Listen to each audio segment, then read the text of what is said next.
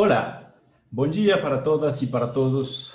Temos uma nova aula hoje do nosso curso de Astronomia Geral. Continuamos a falar sobre a estrutura do universo em grande escala. Na aula anterior, a gente falou de como as galáxias se aglomeram em grupos e aglomerados, que chamamos de aglomerados e superaglomerados, certo? Também falamos das colisões de galáxias e daquele grande problema ainda a ser resolvido pela humanidade, que é o problema da matéria escura, o problema aberto na ciência. Hoje vamos falar sobre outros temas do universo em grande escala que também têm muitas perguntas em aberto. Esses temas são o universo em expansão, certo? Como se está expandindo o universo, a formação dessas galáxias, modelos que temos para explicar a formação dos diferentes tipos de galáxias e vamos falar também da estrutura em grande escala, aquelas observações que nos mostram como é a estrutura do universo até o mais longe que conseguimos observar. Pois bem, começamos falando então de essa pessoa que vocês veem aqui à sua direita, que é o Edwin Hubble. Edwin Hubble continuou o trabalho de Slipher e Lowell, perdão, que no começo do século XX começaram a fazer trabalhos de espectroscopia com aquelas nebulosas distantes que posteriormente Hubble identificou como galáxias, certo? Não pode se tirar o crédito do seu colega Humason também, que trabalhava junto com Hubble, certo? Eles tiraram o espectro de muitas galáxias distantes e calcularam a partir do espectro, como vocês sabem, é possível medir a velocidade desses objetos, certo? Por uma coisa que se chama efeito Doppler.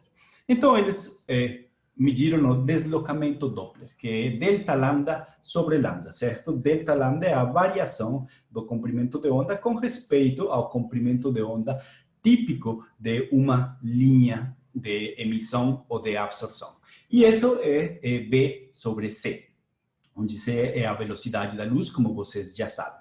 Veja bem, agora eu vou chamar esse delta lambda sobre lambda de Z. Essa letra C é o que agora vai se conhecer como redshift. E por que redshift? Porque Hubble, nas suas observações, encontrou que para a grande maioria dessas galáxias, esse delta lambda era maior do que zero. Ou seja, a velocidade também é maior do que zero, significando que essas fontes estão se afastando da nossa galáxia, certo? Então, como estão se afastando, o deslocamento é para o vermelho e essa variável que vai ser utilizada por astrofísicos que estudam o universo em grande escala e por cosmólogos se chama redshift, certo? A nomenclatura para essa variável é a letra Z. Hubble, então, mediu a velocidade a qual essas galáxias se afastavam, certo? Utilizando o efeito Doppler, ele conseguiu medir a velocidade às quais se afastavam e também utilizou diferentes formas para medir distâncias, sobretudo utilizando aquela relação entre período e de variação da luminosidade das variáveis cefeidas. Então, utilizando essa relação conhecida, ele estimou a distância a esses objetos para os quais calculou também a velocidade com a qual se afastavam e colocou isso em uma figura como aquela que vocês veem aqui à sua esquerda, uma figura onde no eixo X temos a distância ao objeto e no eixo Y temos a velocidade a qual se está afastando, que chamamos velocidade de recessão, certo? Pois bem, dependendo de quantos objetos foram observados, e no começo eles colocaram poucos objetos aqui, de fato eles tiveram um grande erro na estimativa tinham um grande erro na estimativa de distâncias e também de velocidade, mas observações posteriores por Hubble e outras pessoas colocaram ou mostraram que essa relação distância versus velocidade de recessão segue essa linha, ou seja, existe uma relação linear entre essas duas grandezas, certo? A figura, então, aqui, a figura A mostra várias galáxias em aglomerados entre 16 e 820 megaparsecs. Embaixo, se coloca mais galáxias até distâncias de 1000 megaparsecs, certo? O que se encontrou, então, é que as galáxias se estão afastando entre si. É como se o universo todo estivesse se expandindo, certo? Essa foi, sem dúvida, uma das maiores descobertas do século XX. Bom, então se temos que a velocidade, o v sobre c é delta lambda sobre lambda, então eu vou chamar que a velocidade é c vezes z, certo? E esse vzinho é a velocidade de recessão. A lei de Hubble ficaria, então, c vezes z, que é igual à velocidade de afastamento desses objetos, igual a uma constante de proporcionalidade dessa relação linear que vocês veem aqui à sua esquerda, multiplicada pela distância, certo? Então, existe uma relação linear onde a constante de proporcionalidade entre essas duas variáveis eu vou chamar de H0. É a constante, é a famosa constante de Hubble. E o grande problema, como falei, temos vários problemas em aberto nessa parte da astrofísica e da ciência em geral, é que não existe ainda um valor muito preciso para a constante de Hubble. Diferentes formas de medir distância e de estimar essa grandeza levam a valores entre 50 e 90 quilômetros por segundo por megaparsec. Veja a unidade dessa grandeza, certo? Quilômetros por segundo por megaparsec. Ou seja, se a distância é medida em parsec, então eu coloco, se eu quero saber, por exemplo, a velocidade a qual se afasta um objeto, coloco a distância em parsec, o parsec vai embora e vou encontrar a velocidade em quilômetros por segundo, correto? Pois bem, então temos uma grande incerteza, pois as medidas mostram que essa variável pode ter valores entre 50 e 90 quilômetros por segundo por megaparsec. Resultados ou consequências. As galáxias que estão próximas se distanciam mais lentamente do que as galáxias que estão distantes, certo? Veja. Se a distância é próxima, a velocidade é menor, certo?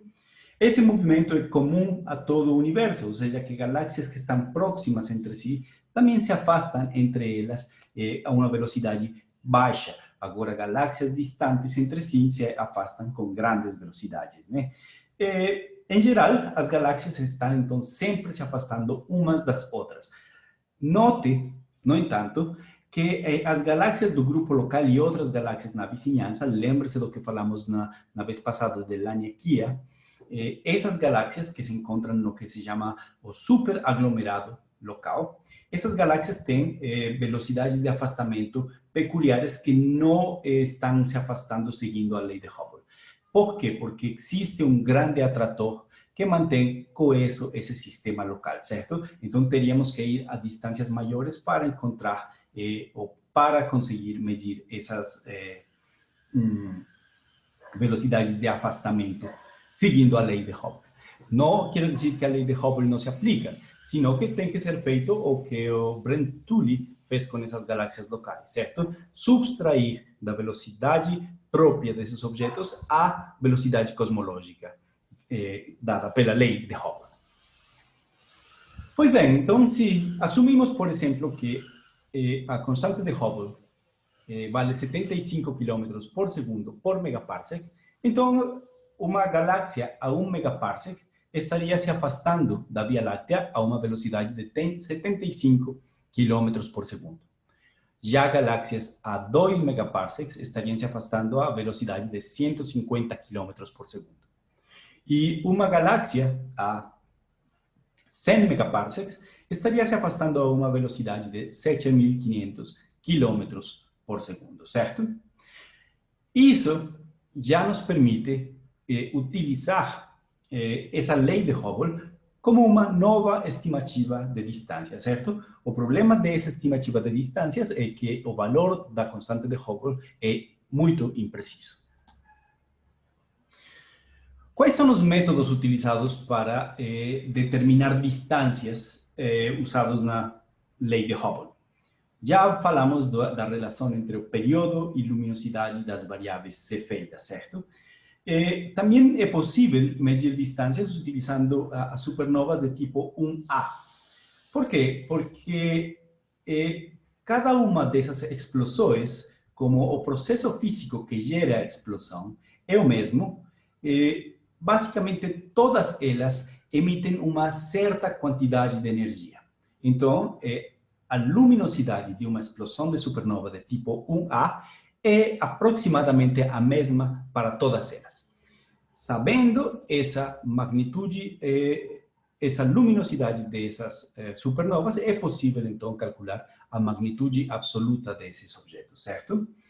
E o mesmo, ou relações parecidas, podem ser feitas com relações de luminosidade de aglomerados globulares ou de nebulosas planetárias, comparando esses aglomerados na nossa galáxia e em outras galáxias, certo?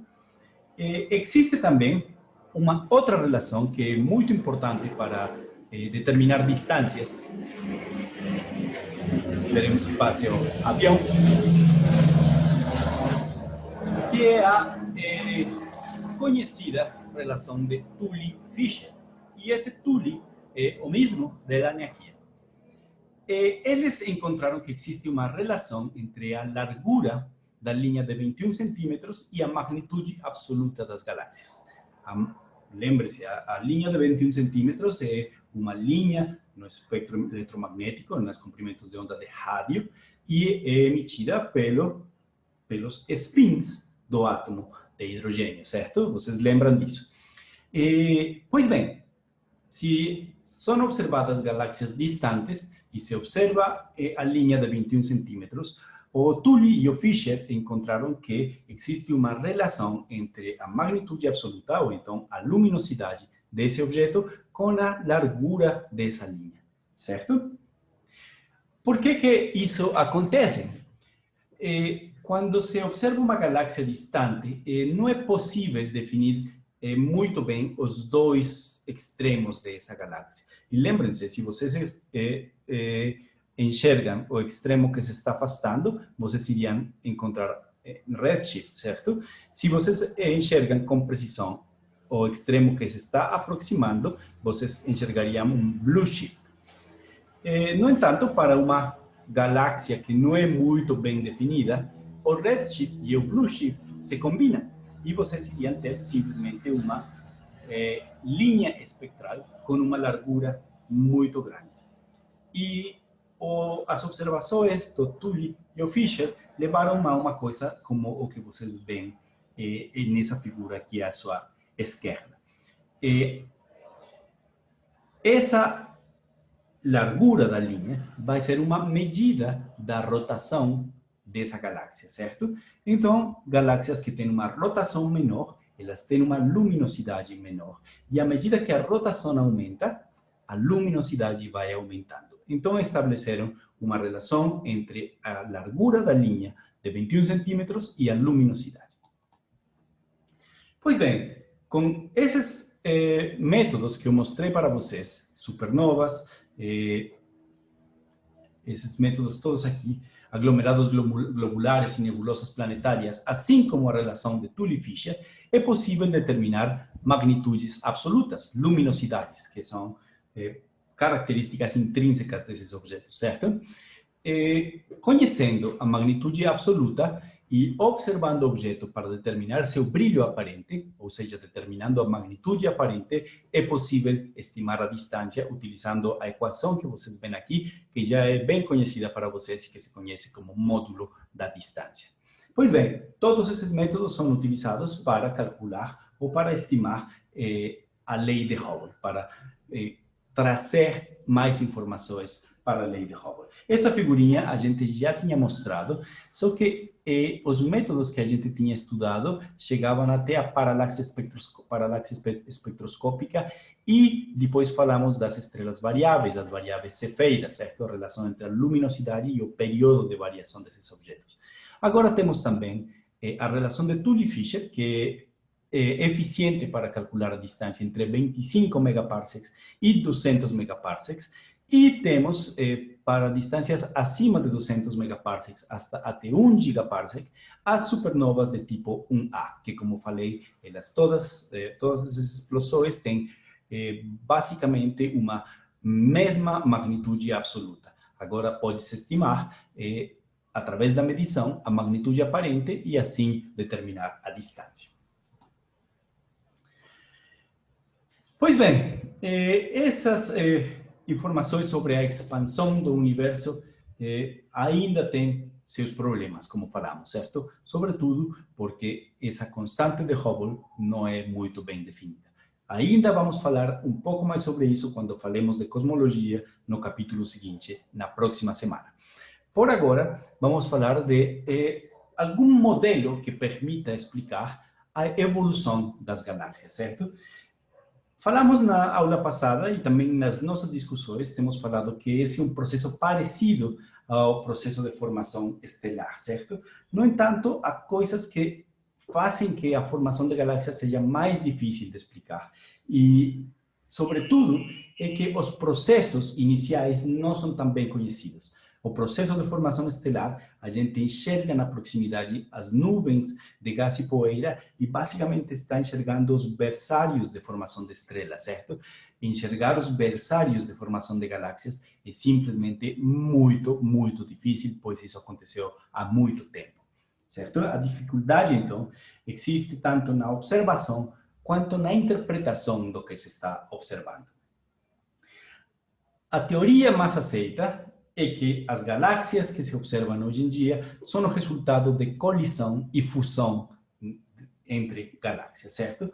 Ou seja, a ideia é que, no início, pequenas flutuações de densidade na matéria primordial formaram fragmentos pré-galácticos e formaram galáxias pequenas, com até 10 a 6 massas solares. Uma imagem de Deep Field mostra que no começo, ou a grandes redshifts, e veja que agora me refiro a essa variável C, certo? Quanto maior Z, mais distante eu estou da Via Láctea, ou do Sistema Solar, e mais próximo do início do universo. Então, a grandes redshifts, as galáxias serão menorzinhas, e galáxias gigantes teriam se formado a partir da fusão desses objetos, certo? Isso é o que se vê através dessa figura do Hubble Deep Field. Já tinha falado como se faz essa figura, certo? Então, aqui se mostram galáxias tão fracas até 30 magnitudes, certo? E são distâncias maiores de 1000 megaparsecs. Se observam inúmeras galáxias pequenas e galáxias irregulares. Essa observação dá um suporte à teoria de que as galáxias no passado eram menores e menos regulares e poderiam estar crescendo e obtendo sua forma a partir de fusões e colisões ou colisões entre galáxias, certo? Bom, outra suporte para essa teoria das fusões e colisões vem das simulações cosmológicas, que mostram que no começo do universo esse tipo de colisões era muito frequente, certo?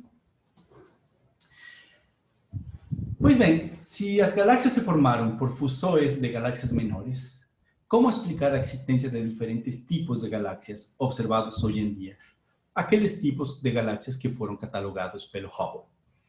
As diferenças morfológicas dependem de onde e quando se formaram esses objetos iniciais.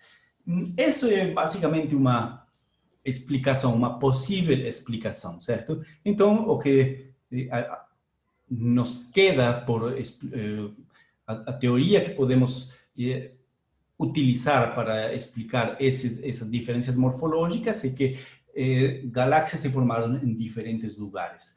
Galáxias que se formaram em lugares com baixa quantidade de gás deram lugar a galáxias espirais, galáxias que se formaram em regiões onde existia muito gás, formaram galáxias, perdão, em regiões de pouco gás, galáxias elípticas, e em regiões com muito gás, galáxias espirais, certo?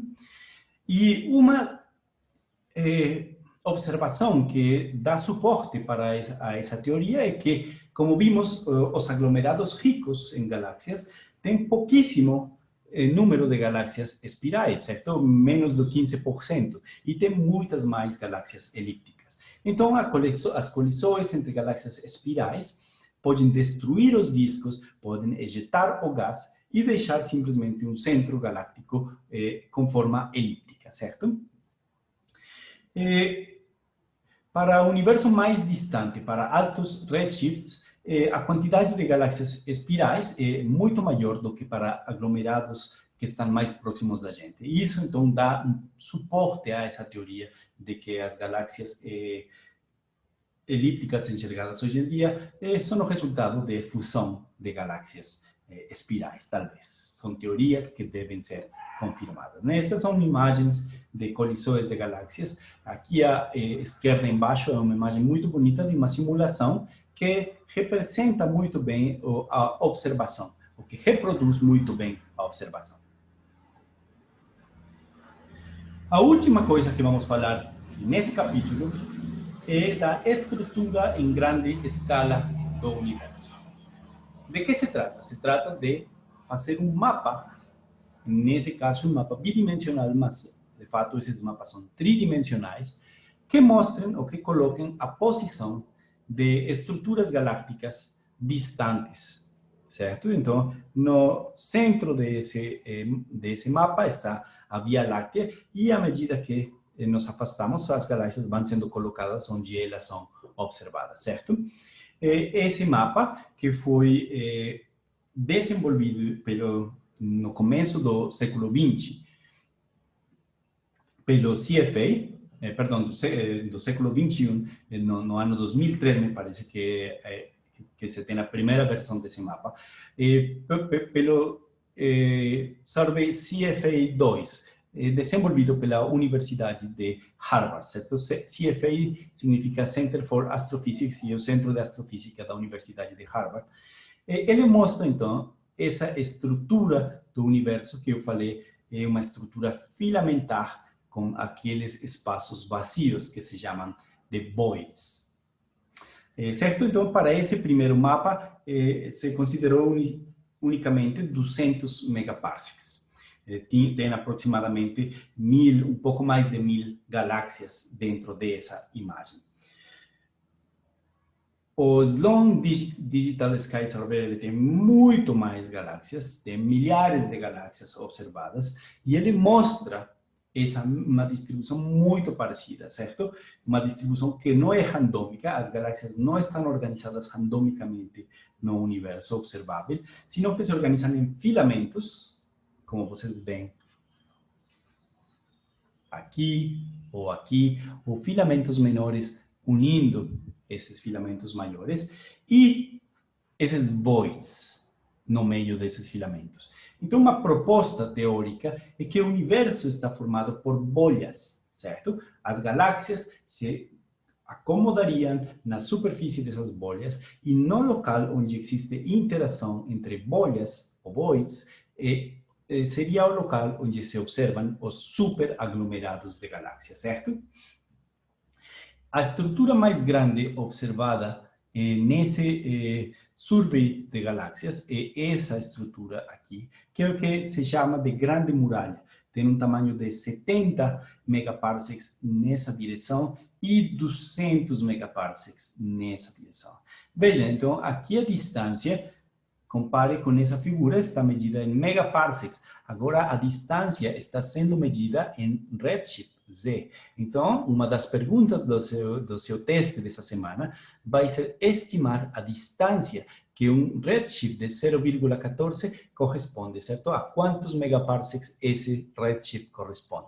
É uma continha realmente muito simples, mas que vai dar uma ideia de como se utiliza o redshift para medir distâncias. Essa imagem mostra o 2DF, que outro survey de galáxias diferente ao de Harvard e diferente ao Sloan. É importante que se façam diferentes surveys para verificar os resultados dos outros, certo? E isso é o fascinante da ciência, que vários diferentes resultados de diferentes programas observacionais mostram basicamente a mesma coisa, que é essa estrutura filamentar do universo. E aqui parece que as regiões mais populadas de galáxias acontecem de uma forma periódica, de uma forma de ondas de galáxias. Um modelo para tentar explicar o universo como ondas de galáxias precisa estar formado em 30% de matéria entre escura e bariônica e 70% de energia escura. Eu vou finalizar essa aula com essa imagem que é do Sloan e foi lançada, ou foi feita público um mês atrás, um pouco mais de um mês atrás, que mostra um mapa tridimensional do universo observável, certo? Eu vou deixar no link desse vídeo, na descrição desse vídeo, o link para o vídeo que mostra essa imagem de forma tridimensional. E também explica como diferentes distâncias são medidas utilizando diferentes técnicas, certo? Essa é a imagem mais recente do Sloan e corresponde a 20 anos de observações de galáxias distantes.